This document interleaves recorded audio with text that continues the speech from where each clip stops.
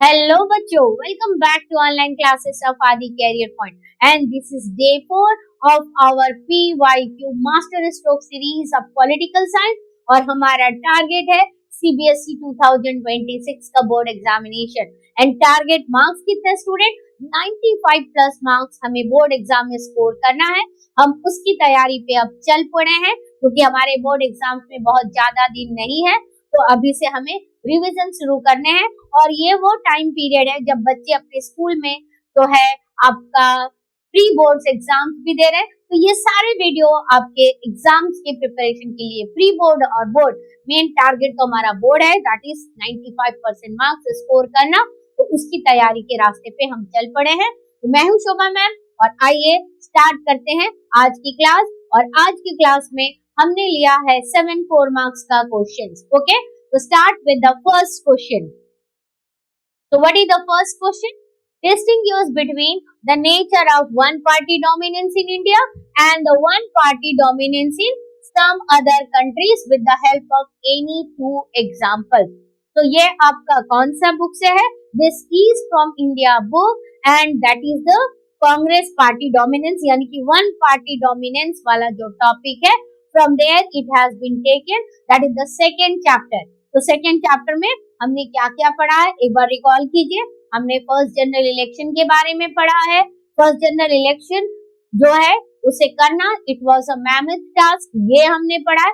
आज उसी चैप्टर में से ये एक दूसरा क्वेश्चन 4 मार्क्स में पूछा गया है कि वन पार्टी डोमिनेंस इंडिया में जो था और वर्ल्ड में जो है उसमें क्या डिफरेंस है। तो वन पार्टी डोमिनेंस इंडिया में कौन से जनरल इलेक्शन में? आपका first, second and third general election में जो वन पार्टी डोमिनेंस था that was the Congress party dominance. तो आखिर ये कांग्रेस पार्टी का डोमिनेंस जो इंडिया में फर्स्ट, सेकेंड और थर्ड जनरल इलेक्शन में देखने के लिए मिल रहा है, ये डोमिनेंस कैसे आया है? What is the reason behind this one party dominance in India? And there are some other countries in the world as well where there was a one party dominance during that period. For example, China में one party dominance था, Mexico में था, Cuba में था। तो इन countries में one party dominance के पीछे रीजन जो था और इंडिया में जो वन पार्टी डोमिनेंस जो है उन सब के रीजन के बीच में डिफरेंस क्या है?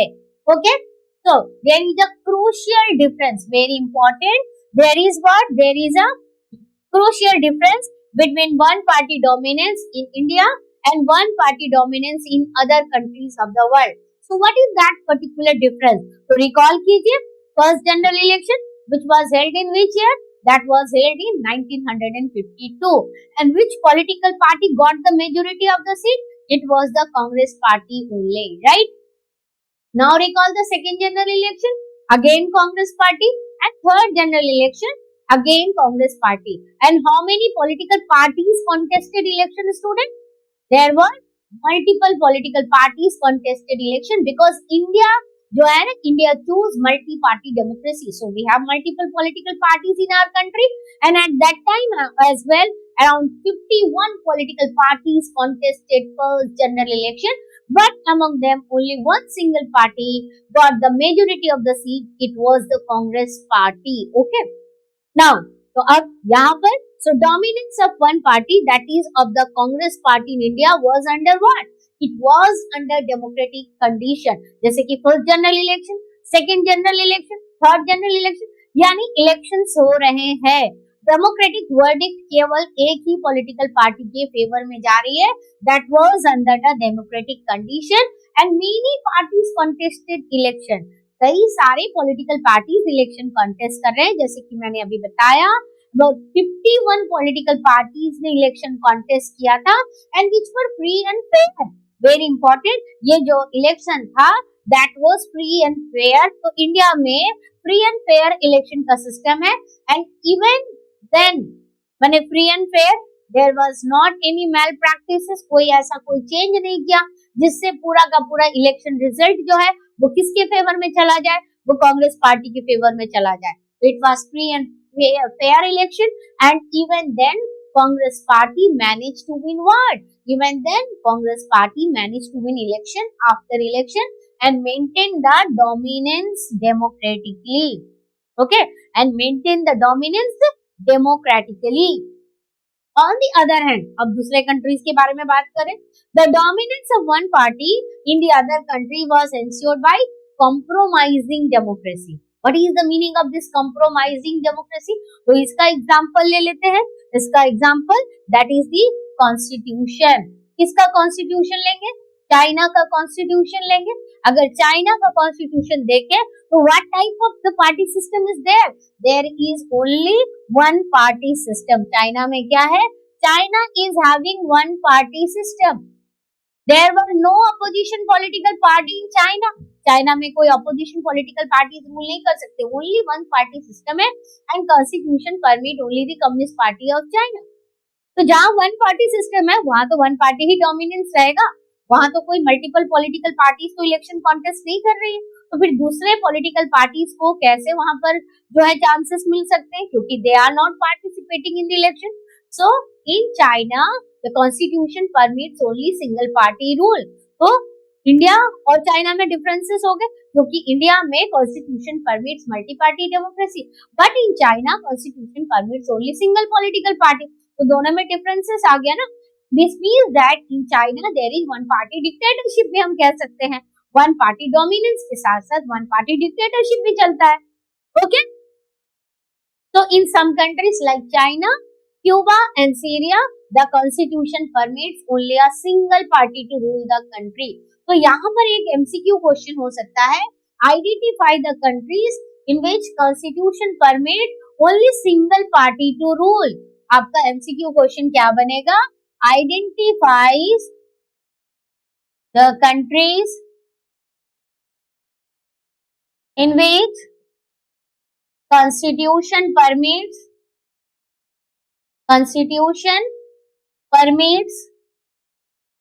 only single party to rule। यानी लॉन्ग आंसर्स के साथ साथ हम क्या पढ़ रहे हैं? हम शॉर्ट आंसर भी पढ़ रहे हैं, राइट। तो ये आपका शॉर्ट आंसर भी यहाँ से बन गया बच्चों, राइट। तो अब आप इन कंट्रीज के नाम लिख के रखना, इनमें से कोई कंट्रीज पूछे जाएंगे, या फिर ऐसा भी हो सकता है where single party not in rule. तो फिलहाल यहाँ पर सिंगल पार्टी रूल में है, that is what, which countries, that is China, Cuba and Syria. अब बात करते हैं, there were some other countries as well where there was one party domination. Okay, one party domination था, but what is the difference of that one party dominant state with India? तो example में आप ले लेंगे, what is the example, that is Egypt and Eritrea are effectively one party dominant state due to legal and military measure। यहाँ पर legal और military major, यहाँ पर कोई डेमोक्रेटिक वर्डिक्ट नहीं है, जैसे इंडिया में डेमोक्रेटिक वर्डिक्ट था। इंडिया में डेमोक्रेटिक बेसिस पर ही कांग्रेस पार्टी का डोमिनेशन था, ना कि यहाँ पर आपका जो है कॉन्स्टिट्यूशन ने केवल सिंगल पार्टी बोला, या फिर कोई मिलिट्री मेजर्स ऐसे है, लीगल ऑर्डर में ऐसे दिया है कि केवल सिंगल पार्टी रूल करेगा, बाकी दूसरे पॉलिटिकल पार्टी रूल नहीं करेंगे। And until a few years ago, और कुछ साल तक पहले तक, Mexico, south Korea and Taiwan were also effectively one party dominant state. Mexico में भी तो मल्टी पार्टी थी, कई सालों तक मैक्सिको में भी मल्टी पार्टी थी, लेकिन वहां पर जो एक पॉलिटिकल पार्टी थी दैट इज PRI, वो क्या करती थी, that ruled for the 6 decade, continue 6 decade तक उसने रूल किया। कैसे रूल किया? कि वहां पर इलेक्शंस होते थे। ये याद रखिएगा कि इलेक्शंस जो है वो डेमोक्रेटिक कंट्री में भी होते हैं, नॉन डेमोक्रेटिक कंट्री में भी होते हैं, लेकिन डेमोक्रेटिक कंट्री के इलेक्शन और नॉन डेमोक्रेटिक कंट्री के इलेक्शन में बहुत ज्यादा डिफरेंसेस है। अगर हम बात करें डेमोक्रेटिक कंट्री के इलेक्शन में फ्री एंड फेयर होता है, लेस मेल प्रैक्टिसेस होता है, कोशिश यही होती है कि मेल प्रैक्टिसेस कम हो ताकि हम सही व्यक्ति को चूज कर पाए। लेकिन जो आपके जो सिंगल वन पार्टी रूल होता है, या फिर कई ऐसे कंट्री जो दिखावे के लिए डेमोक्रेटिक सिस्टम दिखा रहे और एक ही पॉलिटिकल पार्टी जीतती जा रही because they are doing the malpractices, जो कि मैक्सिको में था। PRI, पीपल्स रेवोल्यूशनरी पार्टी जो है मैक्सिको का, वहां उसने 6 डिकेड तक रूल किया, और वो भी जो है डेमोक्रेटिक सिस्टम में पूरी तरह से इलेक्शन को मैनिपुलेट किया कि सारे के सारे वोट जो है उसके फेवर में जाते थे। क्लियर हो गया? तो कौन से ऐसे कंट्रीज है जहां पर सिंगल पार्टी रूल जो है कॉन्स्टिट्यूशन के अकॉर्डिंग है? कौन से ऐसी कंट्री है जहां पर सिंगल पार्टी डोमिनेशन है because of legal and military measure? यानी कि जो क्वेश्चन मैंने यहाँ पर दिया, identify the country in which constitution permit only single party to rule. तो अगर इन दोनों में से मान लो चाइना, क्यूबा, सीरिया, इजिप्ट और इरिट्रिया दिया, तो इसमें आपका ये 3 आंसर आएगा यहाँ पर, लेकिन इजिप्ट और इरिट्रिया नहीं आएगा क्योंकि क्वेश्चन में कॉन्स्टिट्यूशन बोला, लेकिन यहाँ पर लीगल और मिलिट्री मेजर है। तो ये इन दोनों के बीच के डिफरेंसेस है कि एक जगह लीगल और मिलिट्री मेजर है और एक जगह कॉन्स्टिट्यूशन सिंगल पार्टी रूल को ही लेकर चल रहा है, ठीक है। और कुछ कंट्री में क्या है, मैल प्रैक्टिसेस की वजह से वहां पर क्या था, सिंगल पार्टी डोमिनेशन था। लेकिन इंडिया में जो one party rule, one party domination जो आया, वो किसकी वजह से आया, only because of the democratic verdict, free and fair elections थे, और जो ऑपोजिशन था they also accepted the verdict of the people, okay, they also accepted the verdict of the people. So this is the major difference between the one party dominance in India and the one party dominance in the other countries of the world. Okay. Now question number 2. Analyze the role played by Jawaharlal Nehru for India in world affairs. तो student, अगर आपने इसके पहले part वाला video देखा होगा तो वहां पर भी जवाहरलाल नेहरू का रोल प्ले है, मगर वहां पर एक क्वेश्चन में क्या पूछा गया, they asked in the question about the role of Jawaharlal Nehru in making a foreign policy. Very important, ये दो क्वेश्चन अलग अलग है। कई बार बच्चे क्या मिस्टेक करते हैं कि वर्ल्ड अफेयर्स दिया है तो ये सोच लेते हैं कि इंडिया के फॉरेन पॉलिसी से रिलेटेड है, और वो आंसर जो वहां मैंने पढ़ाया है बच्चे वही आंसर लिख करके आ जाते हैं यहाँ इस वर्ल्ड अफेयर्स वाले में।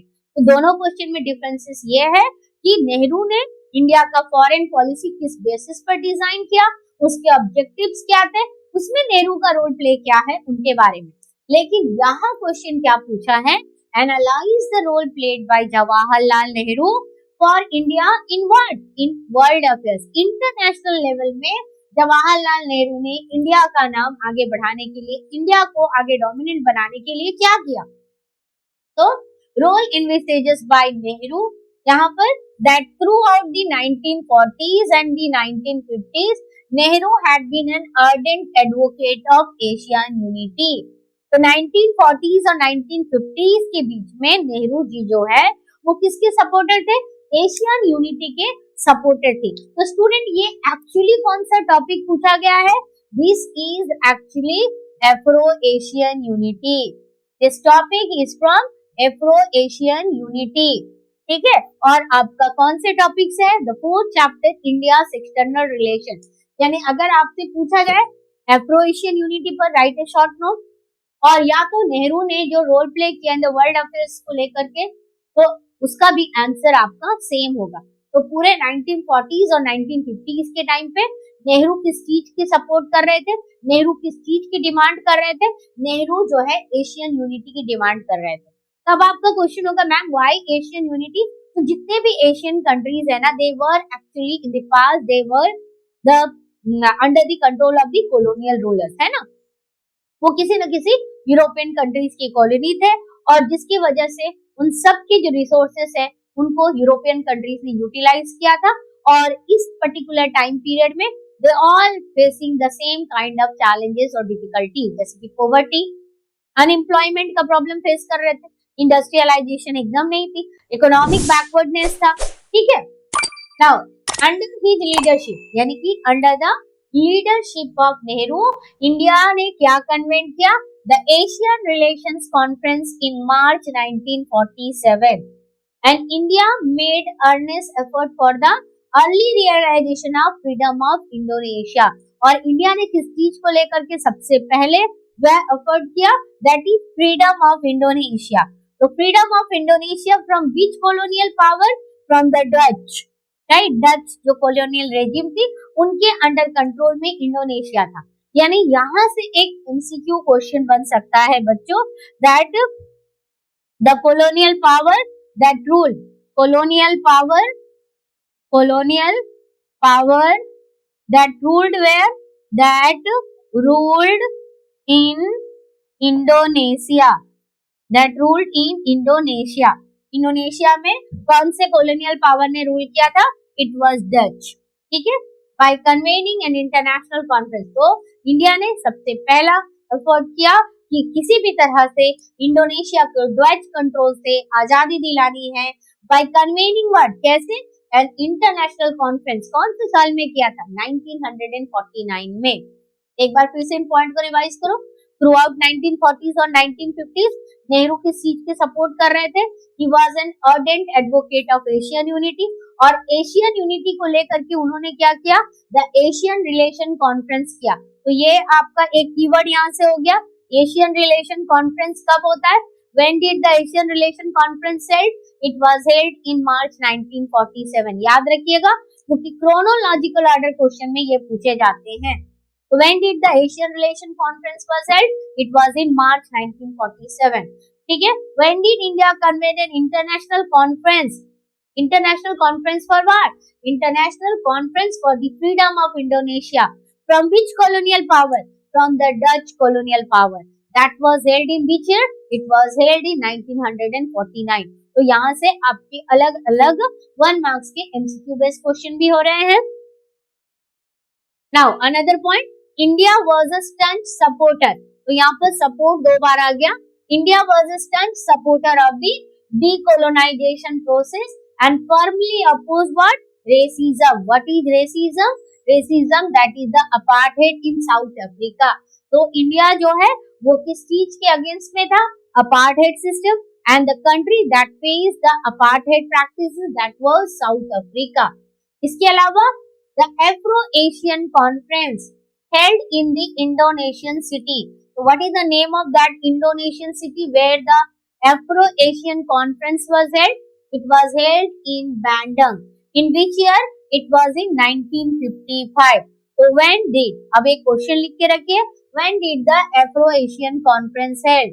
When did the Afro-Asian Conference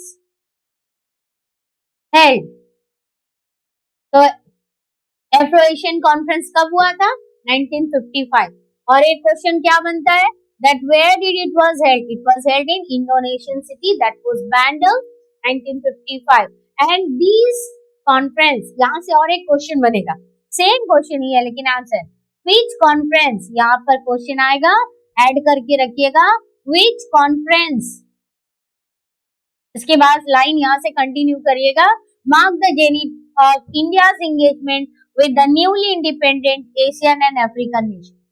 which conference mark the zenith of India's engagement with the newly independent Asian and African nation. तो अगेन एक 1 मार्क्स का क्वेश्चन यहाँ पर बन गया, and the name of that conference is what? The name of that conference is that was Bandung conference. और उस conference का नाम क्या है?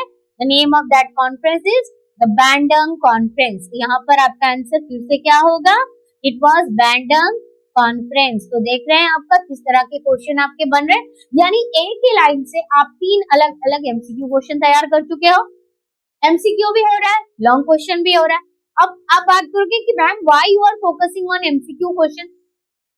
तो बच्चों MCQ क्वेश्चन में इसलिए फोकस कर रहे हैं because there are 12 marks in MCQ question. 12 MCQ questions आएंगे और ये MCQ क्वेश्चन केवल 12 यहाँ पर आपके सेक्शन 1 में है। इसके अलावा जो आपका पैसेज है वहां पर भी MCQ है, इवन आपका पिक्चर बेस भी MCQ है। तो अगर आप इन MCQs को कवर करेंगे और इन टॉपिक से रिलेटेड जब इमेजेस देंगे तो क्वेश्चन ऐसे ही पूछे जाएंगे।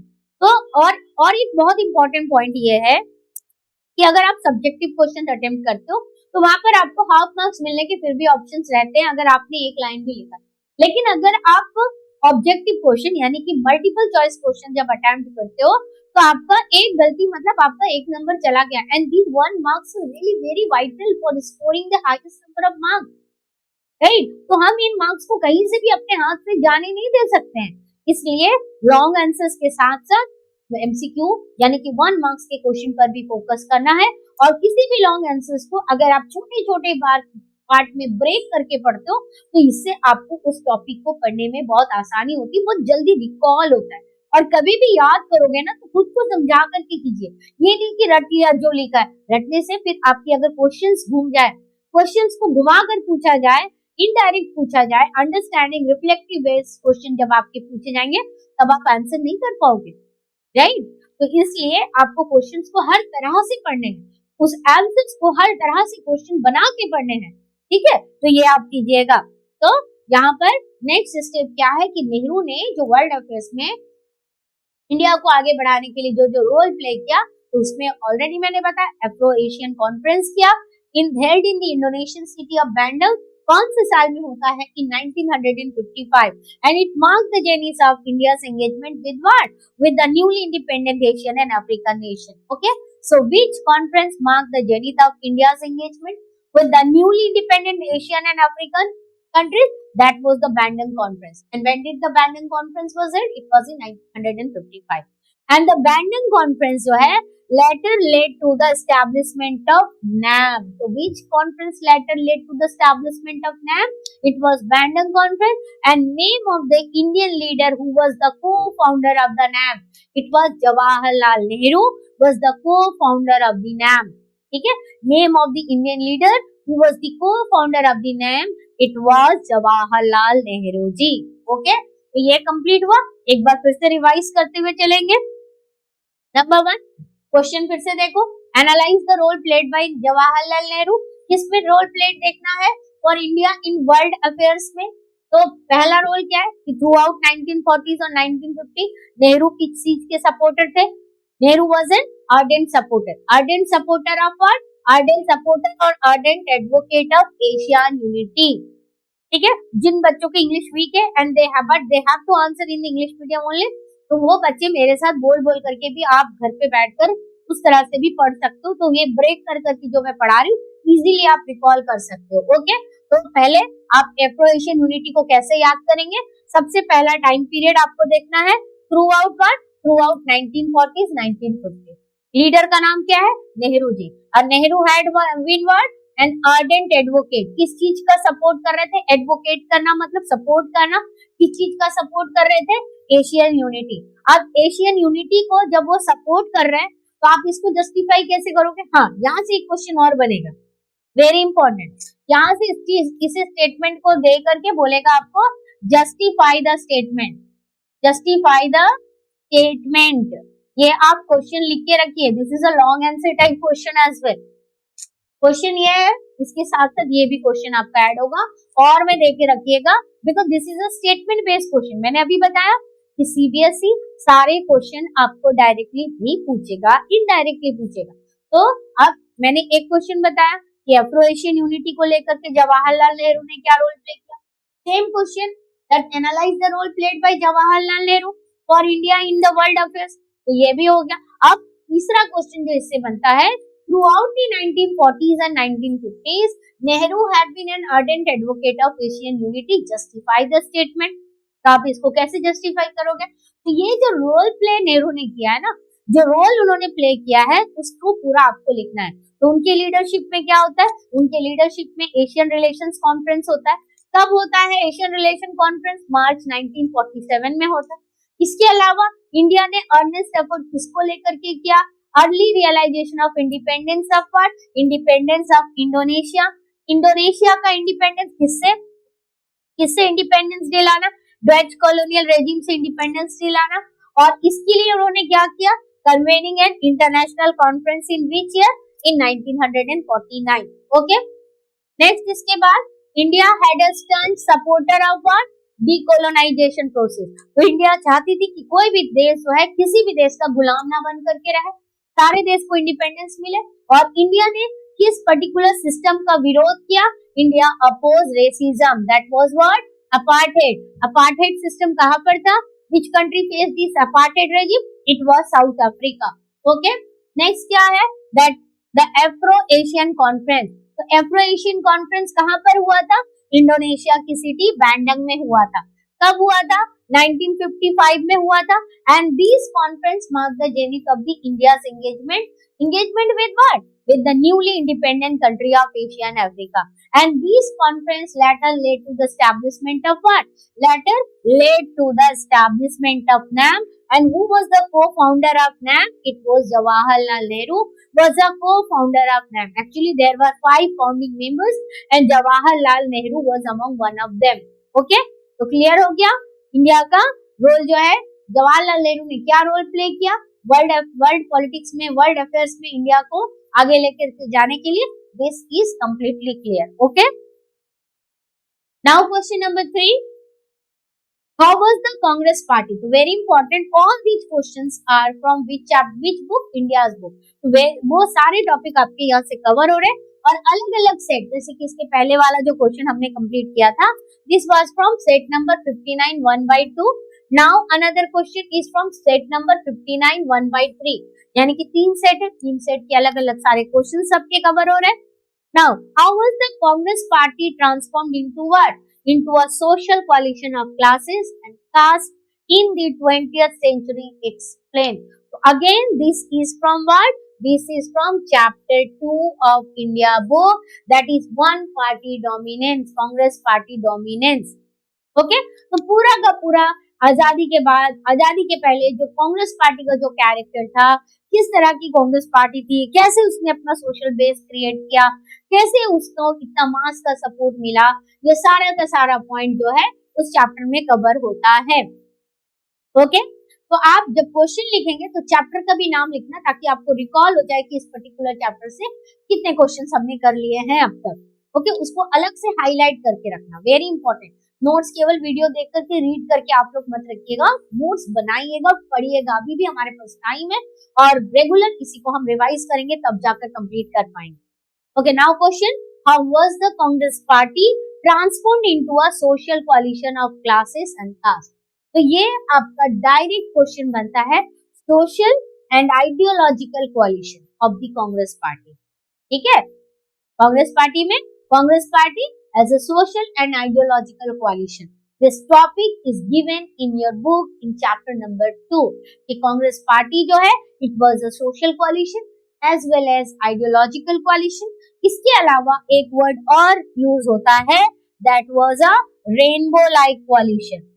Rainbow like coalition, ये भी वर्ड यहाँ पर यूज होता है. तो social and ideological coalition, rainbow like coalition, justify the statement. यानी कि टोटल आपका सोशल और आइडियोलॉजिकल कोलिशन को डायरेक्ट ना पूछ करके इनडायरेक्टली उसको जरा सा घुमाया, but the answer is same. Okay, तो how was the Congress party transformed into a social coalition of what? Social coalition of classes and caste in which century? In the 20th century, right. तो अब इसका answer, तो आखिर Congress party किस तरह से social collision बना ऑफ क्लासेस एंड कास्ट? तो सोशल कोलिशन का मतलब क्या है? तो कोलिशन के लिए ऑलरेडी मैंने इसके पहले वाले जो वीडियोस में कोलिशन का मीनिंग भी आपको बताया है. कोलिशन का मतलब क्या है? कोलिशन का मतलब एक तरह से अलायंस बनाना है, मेकिंग अलायंसेस, मेकिंग अलायंसेस. अब अलायंसेस जो है आपकी कंट्रीज की बनती है, तो वो कंट्री के अलायंस हो जाते हैं. अब यहाँ पर सोशल कोलिशन कब बनता है? When there is a country having different backgrounds of people, people from different cultural background. जब एक कंट्री में अलग अलग कल्चरल बैकग्राउंड के लोग होते हैं, जैसे for example in India we have a people from different language background, right. We have people in India from different language background, from different regional background, north south east west, right. तो ये हो गया आपका इन्हीं सब background से. जब cultural से आते तो कल्चरल बैकग्राउंड, यानी कि सोशल क्लासेस, सोशल कोलिशन बन गया डिफरेंट क्लासेस का और डिफरेंट कास्ट का, क्योंकि इंडिया में कई सारे कास्ट है. ये सारे के सारे जो है वो सारे कहाँ पर ज्वाइन कर रहे थे? कांग्रेस पार्टी में ज्वाइन कर रहे थे. कब कांग्रेस पार्टी में ज्वाइन कर रहे थे? आजादी के पहले. They all are getting their place in the Congress party. ठीक है, तो कई सारे लोग, कई सारे आइडियोलॉजी, कई सारी सोच, कई सारे सामाजिक एस्पिरेशन, सब कुछ जो है कांग्रेस पार्टी के अंदर में. तो अब चलिए इसी को डिटेल में पढ़ते हैं. how Congress party transformed to a rainbow-like coalition, right? So with every civil disobedience movement it launched. So who launched? That the Congress party launched. तो हर एक सिविल डिसओबीडियंस मूवमेंट जब कांग्रेस पार्टी लॉन्च करता है, तो एक बार मैं इसको वापस और एक पॉइंट पे चले जाती हूँ. When did the Congress party form? तो मैं इसके लिए एक अलग से स्लाइड लेकर आपको बताती हूँ. When did the Congress party form? तो Congress party was formed in 1885. But at that time it was not a rainbow like coalition. Congress party का रूप बदलता है आफ्टर 1905. आफ्टर 1905, और वो भी कौन से इंसिडेंट्स के बाद? After the partition of Bengal. ये जो बंगाल, जिस बंगाल को हम आज के टाइम पे वेस्ट बंगाल बोलते हैं, ये टोटल एक कंबाइंड बंगाल था। तो जब बंगाल का पार्टीशन हुआ तो ईस्ट बंगाल और वेस्ट बंगाल बना। कि कैसे वेस्ट बंगाल का नाम वेस्ट बंगाल पड़ा, तो बंगाल को जब दो पार्ट में डिवाइड किया गया, जो भाग ईस्ट में था उसको ईस्ट बंगाल कहा गया और जो वेस्ट में था वो वेस्ट बंगाल कहलाया। And that west Bengal is presently in India. Okay, हमारा वेस्ट बंगाल इंडिया में है। और इसके अलावा जो ईस्ट बंगाल उस समय पाकिस्तान के पास चला गया आफ्टर 1947। इंडिया जब इंडिपेंडेंस गेन करता है, जब पाकिस्तान बनता है, तो पाकिस्तान के पास में आपका चला जाता है ईस्ट बंगाल, जिसको बांग्लादेश का नाम बाद में 1971 में मिला। ओके, तो ये हो गया। तो खैर 1885 से 1905 ये 20 साल में कांग्रेस पार्टी टोटली अलग थी। इसमें हायर वर्क के क्लासेस थे, इंटेलेक्चुअल क्लासेस थे, डॉक्टर्स थे, इंडस्ट्रियलिस्ट थे। इसमें साधारण जमीनी लोग का मतलब कौन? जमीनी लोग का मतलब वो लोग जो जमीन से जुड़े हैं, जो साधारण जनता, मास, जिसके बिना हम इंडिपेंडेंट स्ट्रगल को कभी जीत ही नहीं सकते। तो वो मासिव को actually not associated with the Congress party. But later on after 1905 के बाद एक ऐसे इवेंट होते चले गए, जब क्या हुआ कि डिफरेंट मासेस जो है they also find their place in this Congress party. और ये कैसे हो पाया? With the success of the Congress party in every civil disobedience movement. So with every civil disobedience movement, it launched the social base of the Congress party widened. तो इसका social base जो है ना वो बढ़ता चला जा रहा था। लोगों को इसमें दिख रहा था कि ये शायद ऐसी पॉलिटिकल पार्टी या एक ऐसा प्लेटफॉर्म है जिससे हमारे जो प्रॉब्लम्स है उसका सॉल्यूशन निकल सकता है। ये विश्वास लोगों के अंदर जगा था, ठीक है। और उसी विश्वास की वजह से क्या है, it brought together diverse group whose interests were often contradictory। और इसी की वजह से डाइवर्स ग्रुप जो है इसमें आ गए। अब जैसे मैंने पहले बताया कि पहले इसमें कौन से लोग थे, हायर इंटेलेक्चुअल्स थे, बड़े पढ़े लिखे लोग थे, है ना, जमीनी वर्ग के लोग कम थे।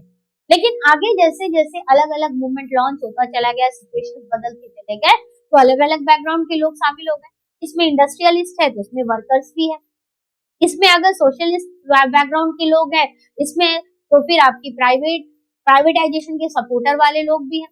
इसमें बहुत पढ़े लिखे लोग हैं तो बहुत कम पढ़े लिखे लोग भी हैं। इसमें किसान भी है, इसमें स्टूडेंट भी है, इसमें लॉयर भी है, इसमें डॉक्टर भी है। हर तरह के लोग हैं, हर क्लास के लोग हैं, हर कास्ट के लोग हैं, हायर कास्ट के लोग हैं, लोअर कास्ट के लोग हैं, जिसको उस टाइम पे जो है अनटचेबल्स कहा जाता था, दलित कहा जाता था। दे वर आल्सो देयर, है ना। इन सारे लोगों को ने अपना अपना जो है जगह कांग्रेस पार्टी में पाया। It brought together, Congress party brought together diverse group whose interests were often contradictory।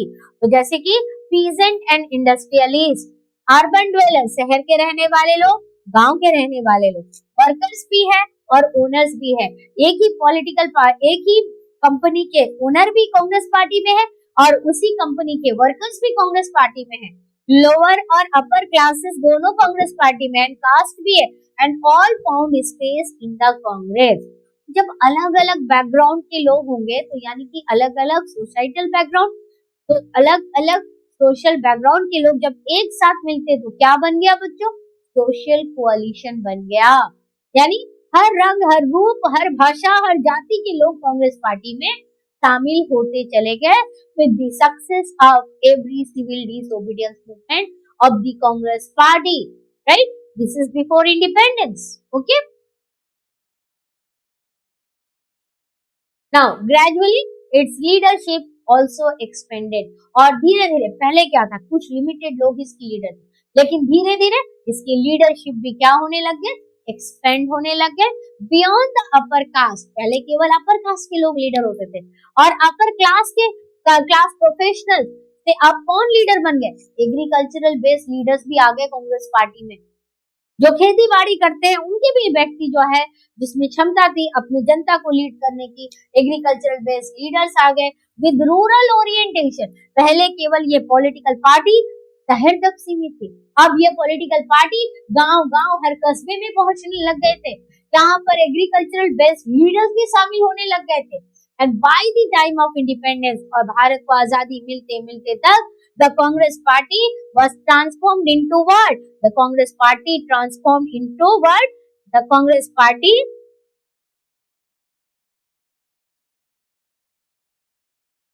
transformed into a rainbow-like social coalition. इसमें बदल गया. It transformed into a rainbow-like social coalition of classes and castes, religion, language and various other interests. है ना, हर जाति के लोग, हर भाषा के लोग, हर धर्म के लोग, सब कांग्रेस पार्टी में. तब तब आपका भारत आजाद होने वाला था, सब केवल एक ही पॉलिटिकल पार्टी के अंदर आकर समा गए, and individually that was come to be known as the Congress party. And all these things were the legacy. ये जो नेशनलिस्ट लेगेसी था ना, आजादी की लड़ाई की टाइम पे कांग्रेस पार्टी ने जो रोल प्ले किया, यही जो लेगेसी है जिसकी वजह से Congress party first general election, second general election और थर्ड जनरल इलेक्शन में ह्यूज मेजोरिटी के साथ जीत हासिल करती, क्योंकि जनता को केवल एक ही पॉलिटिकल पार्टी नजर आती थी, that was the Congress party. And why Congress party played a very vital role for the independence of the nation.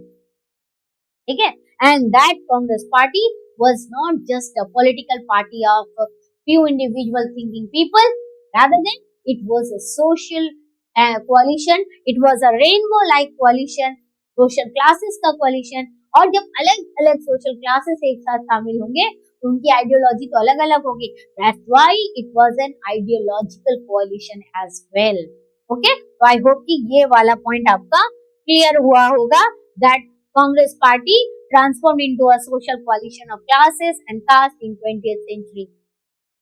Clear? तो ये हो गया आपका Congress party as a rainbow like coalition. बार बार बोल रही हूँ, कई बार ऐसे क्वेश्चन इस वर्ड से रिलेटेड क्वेश्चन आया है, और जितना हम क्वेश्चन सॉल्व करते चलेंगे you will get that question as well. Okay, now question number 4. Analyse the circumstances that led to the Kargil conflict in when? That led to the Kargil conflict in 1999. तो when did the Kargil conflict कब हुआ था? 1999 में हुआ था. तो why this Kargil conflict? Kargil वार क्यों होता है? why? what are the reasons? क्या था जिसके वजह से कारगिल कॉन्फ्लिक्ट होता है, नहीं कि कारगिल वार होता है? और कब होता है? 1999 में. who was the prime minister? it was Atal Bihari Vajpayee ji. Okay, तो now the circumstances that led to the Kargil war. जिस बच्चों को circumstances वर्ड नहीं याद होगा वो क्या लिखोगे? reasons behind the Kargil war. जिन बच्चों को circumstances वर्ड याद नहीं होगा, कई ऐसे बच्चे हैं जिनकी वोकैबुलरी वीक है, तो वो वहां पर क्या लिखोगे? reasons. reasons behind the Kargil war. तो सबसे पहले कारगिल वॉर हुआ कब? 1999 में. In the early part of 1999, several points on the Indian side of the LOC. What is the full form of LOC? It is the line of control in the Moscow, Dras, Kaksar and Batalik area. कौन कौन सी जगह?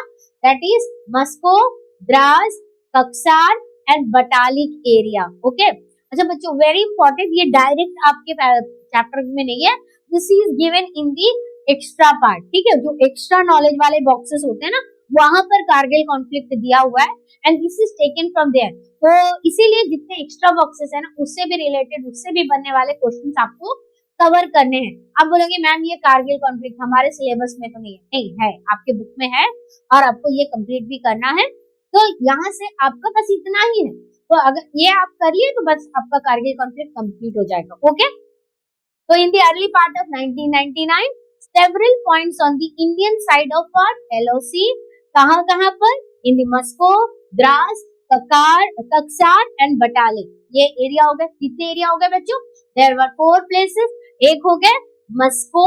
मेरे साथ बोलिएगा जिनको problem है, याद नहीं हो पाता है, याद कर लोगे, समझिए, it is a offline class, जैसे आप वहां पर बैठकर पढ़ते हो. ठीक है, तो Mushkoh, Dras, Kaksar and Batalik areas where were occupied by the forces claiming to be. माने कुछ ऐसे ग्रुप ने उसको कैप्चर किया जो क्या कहलाते हैं? मुजाहिदीन. ठीक है, ये मुजाहिदीन क्या है, terrorist organisation. Suspecting involvement of Pakistani army, तो इंडियन गवर्नमेंट को लगा, इंडियन मिलिट्री को लगा कि इसमें पाकिस्तानी आर्मी का इन्वॉल्वमेंट है, तभी तो ये लोग हमारी इंडियन साइड को कैप्चर करते चले जा रहे हैं। तो suspecting involvement of what, suspecting involvement of Pakistani army, Indian forces ने क्या किया, started reacting to this occupation. तो इंडियन फोर्सेस भी विजिलेंट हो गए और उन्होंने भी उनके एक्शन के अगेंस्ट में कार्रवाई करना शुरू कर दिया, यानी कि एक्शन लेना शुरू कर दिया, रिएक्ट करना शुरू कर दिया। And this led to the confrontation, और इसके वजह से इंडिया और पाकिस्तान के बीच में टेंशन क्रिएट होने लगा। And this led to the confrontation between India and Pakistan, and this come to be known as Kargil war, that is the Kargil conflict. कौन से टाइम पर हुआ था?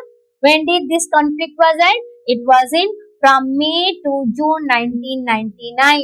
May से जून 1999 and by 26 जुलाई, by 26 जुलाई जो है India recovered control of many of the lost point, और 26 जुलाई आते आते इंडिया ने कई सारे जो पॉइंट है जो इंडिया के हाथों से चला गया था, छीन लिया गया था, उसे इंडिया ने रिकवर कर लिया। And these incidents come to be known as Kargil conflict. And what is the time period? 1999. Who was the prime minister? It was Atal Bihari Vajpayee ji. Okay. Now question number 5. तो student यहाँ पर दो question है, तो ये मत समझिए कि ये और वाले क्वेश्चन दोनों अलग हैं, दोनों सेम है, लेकिन सॉरी दोनों अलग question but answer he same, यानी कि क्वेश्चन पूछने का तरीका अलग। ओके, तो नाउ describe the circumstances, यानी कि reason that led to the Bangladesh war in 1971, और describe the development। देखिए वर्ड में खाली चेंज है, आंसर वही है, वर्ड में केवल चेंजेस है but answer he same. Circumstances और डेवलपमेंट माने ऐसे कौन कौन से माने आपके कंडीशन डेवलप होते हैं जिसकी वजह से leading to the creation of Bangladesh in 1971, और बांग्लादेश वार जिस वजह से हुआ उसी के बाद ही तो फिर बांग्लादेश बना। तो दोनों के आंसर तो सेम होंगे, केवल क्वेश्चन को पूछने का तरीका जो है सीबीएसई ने चेंज किया कि एक में आपका पूछा circumstances that led to the Bangladesh war, यानी कि आपको यहाँ पर क्या पूछा है, कॉजेस बिहाइंड, यहाँ पर क्या पूछा है, कॉजेस बिहाइंड बांग्लादेश वार, बांग्लादेश वार, राइट। बांग्लादेश वार के पीछे कॉजेस क्या है और क्या हो सकता है, रीजंस बिहाइंड द बांग्लादेश वार। और नेक्स्ट में क्या बोला है कि बांग्लादेश के बनने के पीछे रीजन क्या है, what are the reasons behind the formation of Bangladesh, यानी कि what are the reasons behind the creation of Bangladesh. Okay, तो आंसर इज सेम। नाउ तो इसको आप अगर पहला क्वेश्चन होगा तो आपका आंसर क्या होगा, circumstances that led to the Bangladesh war in 1971, ये आपका स्टेटमेंट होगा, यानी कि reasons और causes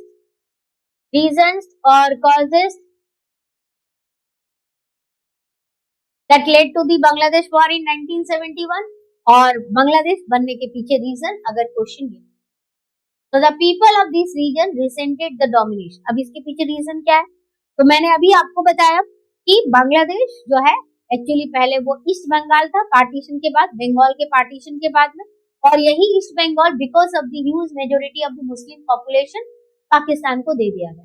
तो ये जो पाकिस्तान जो बना ये आपका किस तरह से बनता है, दो साइड है आपका, एक आपका ईस्ट पाकिस्तान, तो ये हमारा जो पार्ट है ये आपका बांग्लादेश हो गया यहाँ पर जो आज के टाइम का, और ये है आज के टाइम का पाकिस्तान, है ना, ये हो गया आपका पाकिस्तान। तो ये पाकिस्तान 1947 के बाद जब ये बना था, यानी कि 1947 से लेकर के टिल 1970 तक ये पाकिस्तान जो है ये आपका वेस्ट पाकिस्तान था और ये आपका ईस्ट पाकिस्तान के नाम से जाना जाता था। और वेस्ट पाकिस्तान का ईस्ट पाकिस्तान के ऊपर क्या था, वेस्ट पाकिस्तान का ईस्ट पाकिस्तान के ऊपर डोमिनेशन। तो अब डोमिनेशन किस चीज को लेकर था और बांग्लादेश किस वजह से बना, क्या बैकग्राउंड था। तो वेस्ट पाकिस्तान जो है ये क्या करती थी, यहाँ पर जो लैंग्वेज था यहाँ पर लैंग्वेज था उर्दू। और ईस्ट पाकिस्तान जो आज का बांग्लादेश है, यहाँ का लैंग्वेज क्या था? भले इनका धर्म जो है वो मुस्लिम था, but they were Bengali people. इनका जो है बंगला भाषा, देयर लैंग्वेज वाज बंगला। और ईस्ट वेस्ट पाकिस्तान का लैंग्वेज क्या था? उर्दू था। तो ये हो गया लैंग्वेज। अब क्या हुआ कि वेस्ट पाकिस्तान ने क्या किया कि ईस्ट पाकिस्तान के लोगों को बोला कि आप अपना सारा काम कौन सा लैंग्वेज में करेंगे? आपको उर्दू भाषा में काम करना है। तो this is a threat to their language. भले वो मुस्लिम है, that is a separate different thing, but what was their language? Their language was Bangla. और उनको बोला जा रहा है आपको बंगला में नहीं, आपको उर्दू भाषा में काम करना है। ये हो गया। नेक्स्ट, ये जो ईस्ट पाकिस्तान जो था, इनके पीपल के साथ में ये वेस्ट पाकिस्तान के लोग कैसे ट्रीट करते थे? तो west Pakistan treat people of the east Pakistan as a second class citizen. Second class citizen, ना इनको बोलने का अधिकार था, ना इनकी बातों को सुना जाता था। और आजादी के तुरंत बाद तो पाकिस्तान में आपने देखा कि मिलिट्री रूल आ गया। तो मिलिट्री डिक्टेटरशिप आ जाए तो फिर लोगों की डेमोक्रेसी तो खत्म हो गई। और ये इनको सेकंड क्लास सिटीजन के रूप में ट्रीट करते थे। इनकी बातों को एकदम साइडलाइन किया जाता था। इनको अपनी बातों को, अपनी प्रॉब्लम्स को शेयर करने का मौका ही नहीं मिलता था। ठीक है। और पूरा का पूरा डोमिनेशन किसका था? पूरा का पूरा डोमिनेशन था वेस्ट पाकिस्तान का। तो अब टाइम पीरियड आता है 1970 का, जब आपका ये क्या देखा कि जो पाकिस्तान है, यानी कि ये पूरा पाकिस्तान, चाहे वेस्ट हो चाहे ईस्ट हो, यहाँ पर क्या होता है? डेमोक्रेटिक इलेक्शंस होते हैं। डेमोक्रेटिक इलेक्शंस होते हैं। तो अब ये डेमोक्रेटिक इलेक्शंस जो है, अब इस डेमोक्रेटिक इलेक्शंस में टू पॉलिटिकल पार्टीज, एक तरफ से पीपीपी पाकिस्तान पीपल्स पार्टी, जो कि एक्चुअली दो लीडर्स, एक यहाँ से जुल्फिकर अली भुट्टो, जुल्फिकर अली भुट्टो को मेजोरिटी मिलती है। ठीक है। तो वहीं ईस्ट पाकिस्तान में था अवामी लीग। ईस्ट पाकिस्तान में था Awami League, and Awami League led by whom? This Awami League led by Sheikh Mujibur Rahman. Sheikh Mujibur Rahman. ठीक है। और ईस्ट पाकिस्तान में पूरा का पूरा वर्डिक्ट इस अवामी लीग के फेवर में गया, शेख मुजीबुर रहमान के फेवर में गया। और वेस्ट पाकिस्तान में पूरा का पूरा वर्डिक्ट जुल्फिकर अली भुट्टो के फेवर में गया। तो यानी वर्डिक्ट पूरा डिवाइड हो गया। तो ईस्ट पाकिस्तान ने एक्चुअली ये जो शेख मुजीबुर रहमान जो उनके लीडर थे और अवामी लीग, इन्होंने क्या डिमांड किया? They demanded a federation like India, कि क्यों ना हम एक फेडरेशन बना लेते हैं। हमको नहीं चाहिए बांग्लादेश को अलग देश, हम एक फेडरेशन बनाते हैं। तो ये एक फेडरल सिस्टम होगा जहाँ पर सेंट्रल गवर्नमेंट होगी और जहाँ पर स्टेट बॉडी ऑटोनॉमस होगी, वो अपना रूल करेंगे, अपने बेनिफिट के लिए वो काम करेंगे, अपने प्रॉब्लम्स को किस तरह से अप्रोच करना है वो देखेंगे। तो फेडरेशन की डिमांड की, बट वेस्ट पाकिस्तान ने रिजेक्ट किया। और वेस्ट पाकिस्तान ने ये इलेक्शन वर्डिक्ट को भी रिजेक्ट किया। उन्होंने शेख मुजीबुर रहमान को जेल में डाल दिया। और यहाँ के पीपल जिनको वो सेकंड क्लास सिटीजन्स के रूप में ट्रीट करते थे, उनके ऊपर में rain of terror like situation create कर दिया, लोगों को मारना पीटना शुरू किया। तो अब ऐसे कंडीशन में बेचारे लोग जाएंगे कहाँ? ये लोग आ गए इंडिया में। ठीक है, ये लोग आ गए इंडिया में। अब इंडिया में आ गए तो अब इंडिया में जब आ रहे हैं, बिकॉज ऑफ द सिचुएशन जो वहां पर ट्रिगर सिचुएशन था, लोगों की जाने जा रही थी, लोग वहां पर प्रोटेस्ट कर रहे थे अपनी आजादी के लिए, अपनी डिमांड के लिए। तो साधारण जनता करे क्या? तो वो भाग करके कहां पर चली आई? वो इंडिया में। तो अब इंडिया का रेस्पॉन्स क्या होगा? इंडिया का रेस्पॉन्स ये होगा कि इन लोगों को फिर से यहाँ से मार करके वापस बांग्लादेश भेज दिया जाए, यानी कि वापस इस पाकिस्तान भेज दिया जाए। तो that was the time period of Indira Gandhi. इस समय कौन थी प्राइम मिनिस्टर? इस समय प्राइम मिनिस्टर थी हमारी इंदिरा गांधी जी। इन्होंने क्या किया? इन्होंने इन रेफ्यूजीज को भगाया नहीं, इन रेफ्यूजीज को यहाँ से भगाया नहीं, बल्कि क्या किया? इनको फाइनेंशियल एंड मटेरियल सपोर्ट दिया और साथ ही साथ इस पाकिस्तान के सपोर्ट के लिए, इस पाकिस्तान की रक्षा के लिए अपनी मिलिट्री को भी तैयार किया। और इस वजह से ईस्ट पाकिस्तान को वो वेस्ट पाकिस्तान से इंडिपेंडेंस गेन कराने के लिए, यानी कि पाकिस्तान कंट्रोल से इंडिपेंडेंस गेन कराने के लिए इंडिया पाकिस्तान वार होता है। And that war led to the creation of Bangladesh in 1971। Okay, तो चलिए अब अपने टॉपिक में वापस चलते हैं। What is the answer given? I hope कि पूरा का पूरा स्ट्रक्चर्ड आंसर आपको समझ में आ गया होगा कि आखिर बांग्लादेश वार क्यों हुआ, बांग्लादेश बना क्यों? ओके, तो now the people of this region resented the domination, यानी कि परेशान थे। किससे परेशान थे? तो domination of west Pakistan and what, एक तो वेस्ट पाकिस्तान का डोमिनेशन और दूसरा इम्पोजिशन ऑफ उर्दू लैंग्वेज। मैंने ऑलरेडी बताया what was the language of the people of the east Pakistan, that was Bangla. But now what the government is saying that they have to work with the use of the Urdu language and that they denied. Next, Sheikh Mujibur Rahman जो इनके leader थे, led the popular struggle against what, against this west Pakistani domination. तो west Pakistani domination था and they demanded autonomy for the eastern region, की बोला भाई eastern region को autonomy मिलना चाहिए, इसीलिए एक फेडरेशन स्टैब्लिश किया जाए ताकि ईस्टर्न रीजन में अपना स्टेट वाला जो है वहां पर मिनिस्टर्स होंगे ताकि वो अपने प्रॉब्लम्स को अप्रोच कर पाएंगे, अपने प्रॉब्लम्स का सॉल्यूशन निकाल पाएंगे। ये इनका डिमांड था। ओके, तो यहाँ से एक क्वेश्चन और बन सकता है बच्चों, यहाँ से क्वेश्चन बन सकता है what was the demands made by Sheikh Mujibur Rahman. तो they demanded what, they demanded autonomy for the eastern region. तो शेख मुजीबुर रहमान ने क्या डिमांड किया था? अवामी लीग की क्या डिमांड थी? Autonomy for the eastern region. And what was the name of the eastern region at that time? It was east Pakistan at that time. Okay, now in the 1970s elections the Awami League led by whom? तो अभी मैंने बताया Awami League led by Sheikh Mujibur Rahman won all the seats in East Pakistan and secured a majority in the proposed constituent assembly, जो कि पूरे पाकिस्तान के लिए बनना था और उसमें मेजोरिटी मिला। But the west Pakistan leadership ने इसको मानने से इनकार किया। शेख मुजीबुर रहमान वाज अरेस्टेड और उसके बाद शेख मुजीबुर रहमान को क्या किया गया? अरेस्ट कर दिया गया। And the Pakistani army under which leader? Under Yahya Khan. And the Pakistan army under which military ruler? Under Yahya Khan tried to suppress what? The mass movement of Bengali people. तो ये एक्चुअली बांग्ला भाषा के लोग थे, that's why they were called as Bengali people, leading to large scale migration into India. तो अब इसका impact क्या हुआ? Large scale migration into India.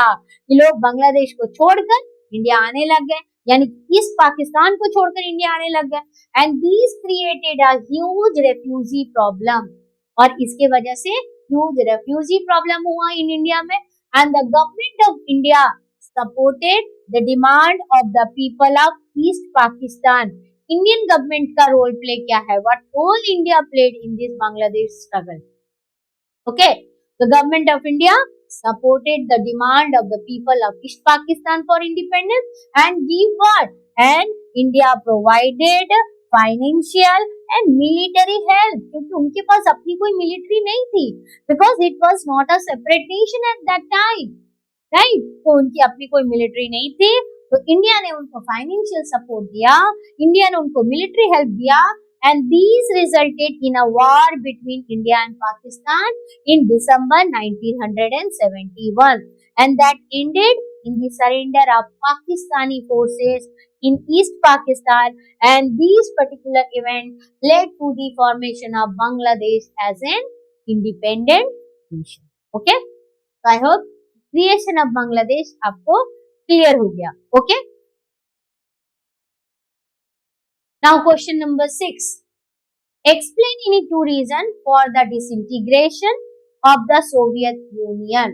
Okay, so explain any two reasons for what? For the disintegration of the Soviet Union.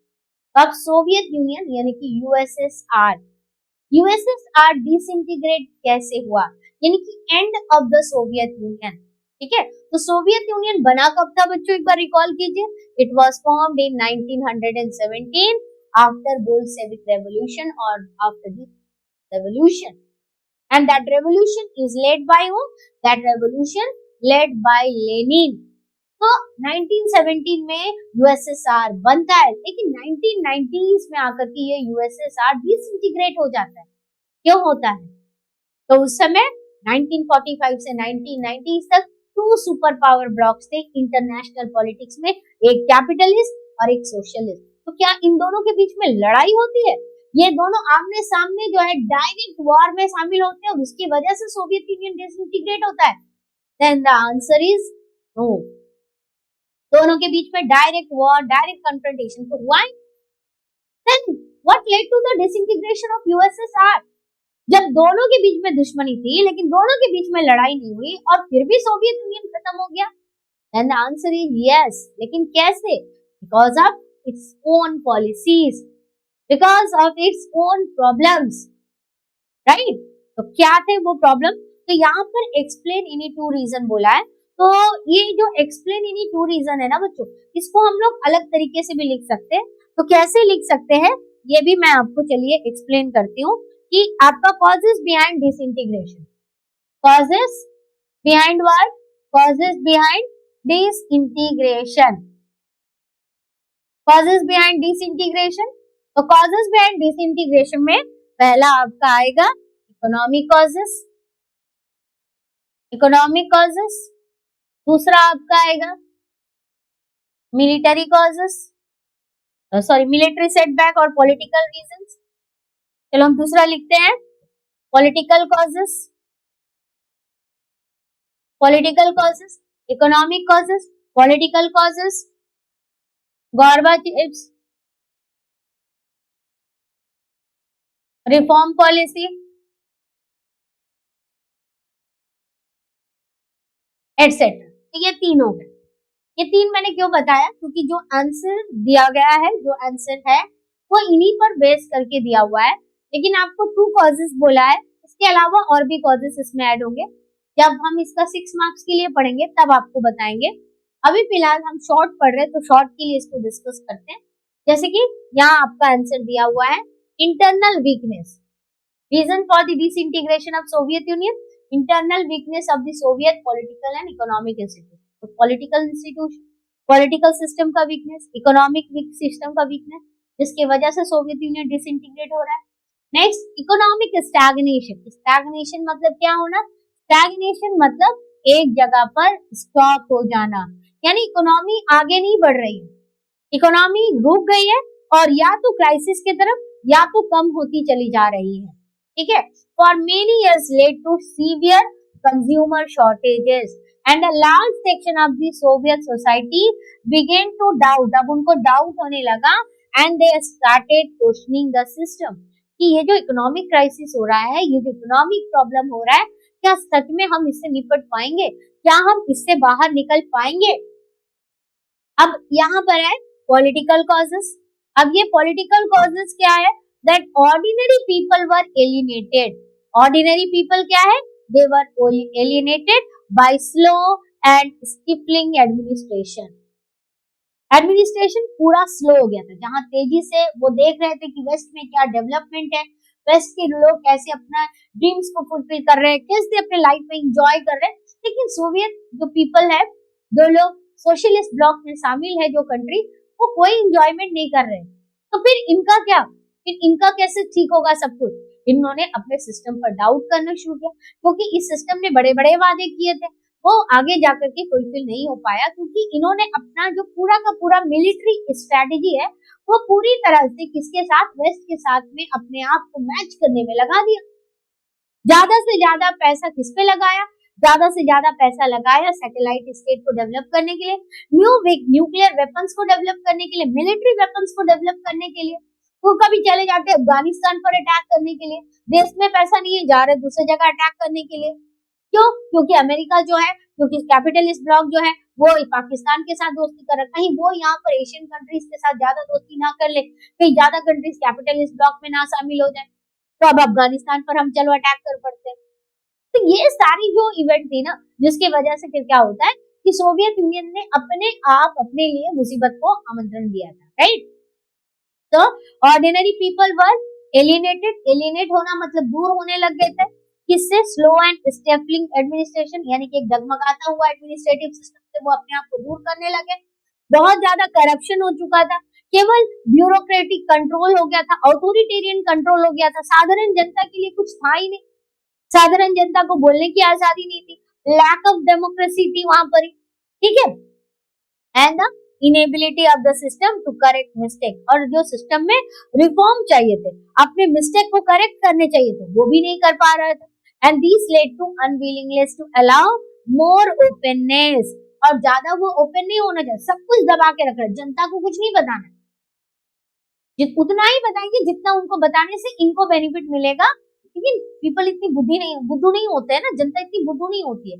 और उस time पे और आज भी अगर हम देखें तो जनता दुनिया को देख रही है कि क्या हो रहा है, और वो समझदार बनती चली जाती है।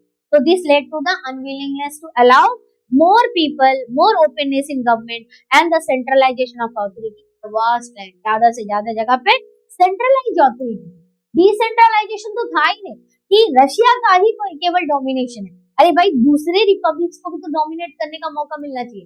डोमिनेट करने का मौका ना मिले, लेकिन उनको ऑटोनॉमी तो मिलनी चाहिए कि वो अपने तरीके से अपने काम कर पाए, लेकिन ऐसा कुछ भी नहीं था। And maximum resources were used on nuclear weapons and the other defence equipment, दूसरे डिफेंस इक्विपमेंट बनाने में अदर वेपन्स को यूज किया।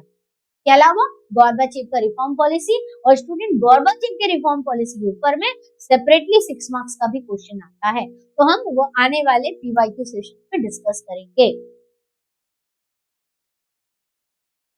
Now the last question of today's session. Suggest any 2 measures to improve our India's relations with Pakistan. तो 2 ऐसे measures बताइए जिससे हम क्या कर पाए, इंडिया और पाकिस्तान के बीच में रिलेशनशिप इंप्रूव कर पाए। तो ये आप अपने तरीके से भी इसको आंसर कर सकते हैं, आपके अपने अंडरस्टैंडिंग को लेकर के। नंबर 1 कि पहला क्या है कि ये पॉलिटिकल पार्टीज को कॉन्टेक्ट के बदले क्या होना चाहिए ना, पीपल टू पीपल कॉन्टेक्ट होना, right. People to people contact and exchange programme होना चाहिए, शुड बी इनिशिएटेड, क्योंकि कोई भी जनता ये नहीं चाहती बिना वजह के दूसरे देश के साथ में लड़ाई करते रहे। तो लोगों के बीच में जब आपसी सहयोगिता बढ़ेगी, कोऑपरेशन बढ़ेगा, तो ये जो डिफरेंसेस है वो धीरे धीरे कम होने लगेंगे।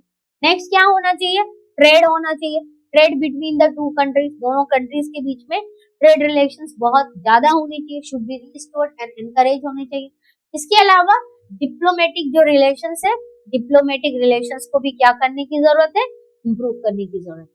These are those measures by which we can improve India's relation with what? India's relation with Pakistan. Okay?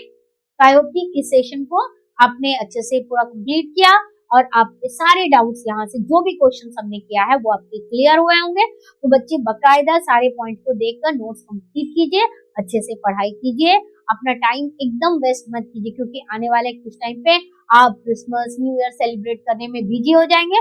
But do remember, आपको 95 प्लस टारगेट के लिए कुछ सैक्रिफाइसेस तो करनी पड़ेगी। ओके स्टूडेंट, तो thank you for watching this video, and फिर मिलते हैं अगले video. Okay, bye and take care.